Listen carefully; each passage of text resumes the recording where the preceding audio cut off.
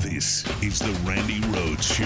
To speak with Randi, dial 561-270-3844. That's 561-270-3844. Hey.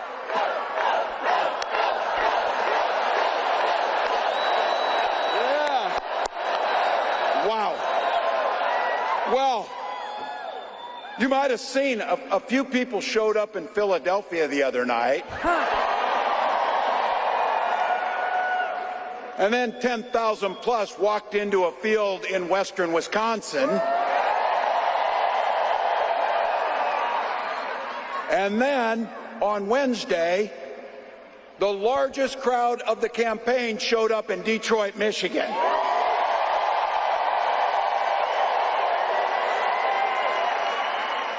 But Arizona just couldn't leave it alone, could you?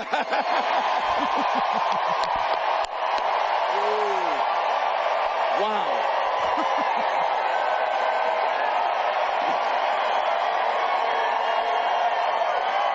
You know, it's not as if anybody cares about crowd sizes or anything. So. Wow.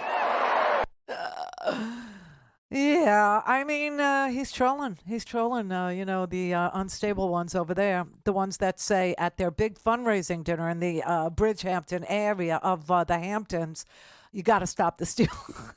They're like looking at him like, what? Are you insane? You're going to lose.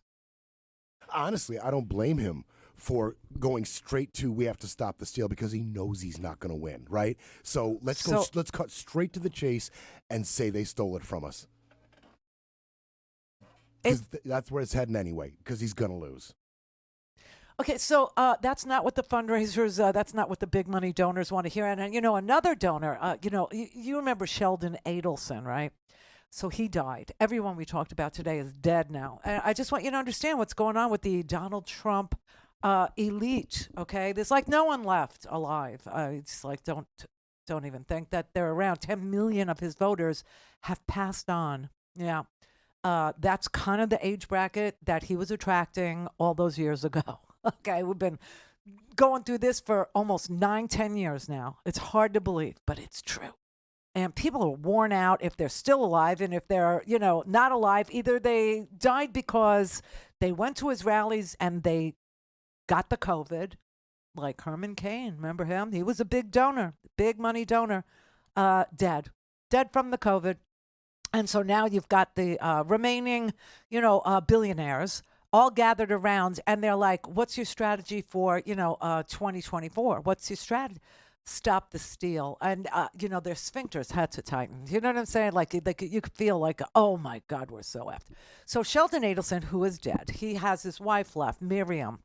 And Miriam Adelson is funding to the tune of, I think, $14 to $18 million a week, Donald Trump TV commercials. She's paying for the bill for the Donald Trump TV commercials to play on the TV.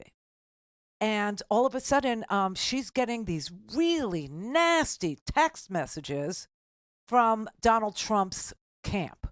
Okay, somebody that is saying, I'm typing this on behalf of Donald Trump.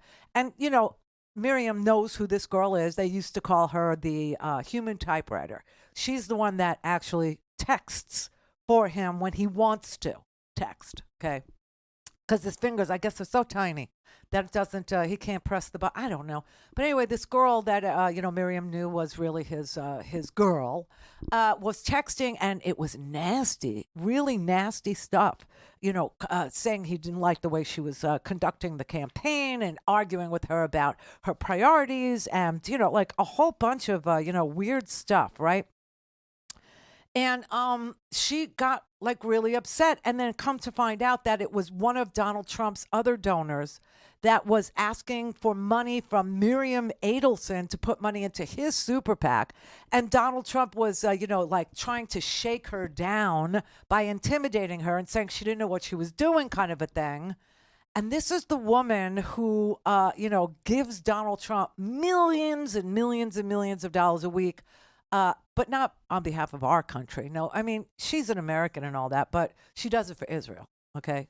She does it for Israel. She's one of those. Sheldon Adelson and Miriam Adelson, they care about Israel before they care about anything that you could possibly care about in a presidential agenda. And now he's like screaming at her. He's melting down. You understand? The guy's losing his freaking mind. He's going crazy, and now they're fighting each other. They're fighting each other. And it isn't, here's the thing. I don't think it's, well, I shouldn't say it that way. Let me say it this way. It cannot be close. It cannot be close. And it cannot be close in Michigan. It cannot be close in Pennsylvania. It cannot be close in Wisconsin. It cannot be close in Arizona. It cannot be close in Nevada. These have to be blowouts. And I'm telling you right now, when I see Republicans on the stage showing up, not just writing a piece saying I'm a Republican and I'm voting for Kamala Harris and, Tim Walz, not just saying something, not just making a phone call, not just, not just putting a super PAC ad on the TV, but showing up at the rally. See, because that's the hard part, is showing up. And when I see them doing it, when I see them showing up at the rally, when I see them say, I'm a Republican and I'm voting for Kamala Harris because democracy matters, I'm showing up and I'm going to, endorse Kamala Harris as a Republican from this place or that place. When you see that, then you know, not that it's not going to be close, but that there's a big, huge likelihood that we carry these states. Now, if it's close in a place like Georgia, if it's close in a place like Arizona, where there's still a lot of fruity people, still a lot of loopy people, still a lot of nuts, a lot of nutbaggery to go around those states with fake electors and people on commissions that will refuse to certify this county or that county, there's going to be that. And that's why I'm telling you, it can't be close. It can't come down to one county. It can't come down to, a Coffee County again. Not that it came down to Coffee County. Coffee County in Georgia actually voted for Donald Trump, but they knew that they had a friendly election supervisor there. And so when it was time to go steal a machine to make up some BS lie that the machines were flipping votes, they went to Coffee County to steal a machine. Remember that? Well, those people are still around. Those people are lurking. Those people are still going to refuse to certify this or that if it's close. If it's close. Now, if it's like between, if it's like 0.6 of a percentage point difference, that's close. If it's a half a point, if it's 0.5, a half a point difference, then an automatic recount is kicked in most places, most counties, most states. But if it's a little wider, the margin, you don't get an automatic recount. You just get people that are going to refuse to certify. You're just going to get people that are going to refuse to actually, represent the people that voted. There's going to be that trouble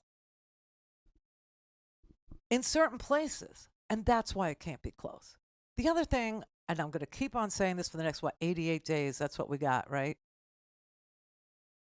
You have to deliver the House and the Senate. You have to. You must. Tester, for instance, is on the Senate. He's on the ballot this particular cycle. Send him back. You have to send him back. Okay. There are so many opportunities. Josh Hawley is being challenged by Lucas Kuntz. Right? Lucas Kuntz is a Marine. Lucas Kuntz has a resume that you could be proud of. Lucas Kuntz is a decent guy, and he's a Democrat. You have to replace these people. We have to give her a Senate. This is the only chance we have to do anything about the illegitimacy of that Supreme Court. This is the only chance we have to do anything about getting money out of politics.